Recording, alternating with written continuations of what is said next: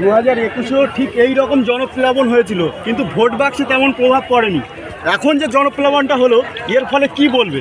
দেখুন, 2021 সালে যে জনসভা হয়েছিল, ইন্ডিয়ান সেকুলার ফ্রন্ট যেটা করেছিলেন, সেই জায়গায় দাঁড়িয়ে 2021 আর 2024 সন্দেশখালির বুকে যেটা ছিল, আজকের ডেটে দাঁড়িয়ে এই সন্দেশখালি ভারতবর্ষের প্রত্যেকটা জায়গায় নাম আসে সন্দেশখালি নামক জায়গাটা। এই জায়গাটা তো খারাপ নয়, এই পরিবেশটা খারাপ নয়, পরিবেশটা খারাপ করে রেখেছে তৃণমূল কংগ্রেস।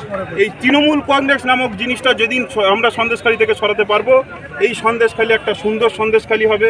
এই সন্দেশখালির নামটা ভারতবর্ষ জুড়ে একটা ভালো বার্তা যাবে যে সন্দেশখালিও পারে তৃণমূল ছাড়া এখানে একটা স্বচ্ছ সন্দেশখালি তৈরি করতে এবং বসিরহাটকে জয়ের রাস্তা দেখাতে। সন্দেশখালিতে আইএসএফ কতটা শক্তিশালী বলে মনে করেন আপনি? সেটা তো আজকে আপনারা জনসমাবেশের মাধ্যমে দেখেই নিলেন, আমাদের প্রথম জনসমাবেশ, এবং আমাদের চেয়ারম্যান আজকে প্রথম এই লোকসভা নির্বাচনের প্রথম আজকে উনি এসছেন, বসিরহাটের বুকে পা দিয়েছেন, সেটা সন্দেশখালিতেই। সেই জন্য আমরা অনেকটাই আশাবাদী, সন্দেশখালি থেকে আমরা একটা ভালো রেজাল্ট করব। এই রেজাল্টের মাধ্যমেই আমরা তৃণমূলকে বুঝিয়ে দেব মানুষ সততার পথে আসে, তাদেরকে ভয় দেখিয়ে কখনো রাখা যায় না, রাখা যাবে না। আচ্ছা, যারা এই ভয়ের মধ্যে আছে তাদের জন্য কি বার্তা দিতে চান?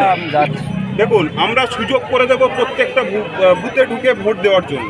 গণতন্ত্রের যে অধিকার, সেটা সবাইকে ফিরিয়ে দেওয়ার চেষ্টা করব এবং আমরা করব। সেখানে তৃণমূল নামক যে দুর্নীতি এবং বিজেপি, এরা দুজন মিলিতভাবে যে রাজনীতি করছেন বাংলায়, এই দুই সরকারকে আমরা সঠিক জবাব দিয়ে দেবো 1 জুনে আমরা ভোট বাক্সে ভোট দিয়ে এবং 4 তারিখে রেজাল্টের মাধ্যমে।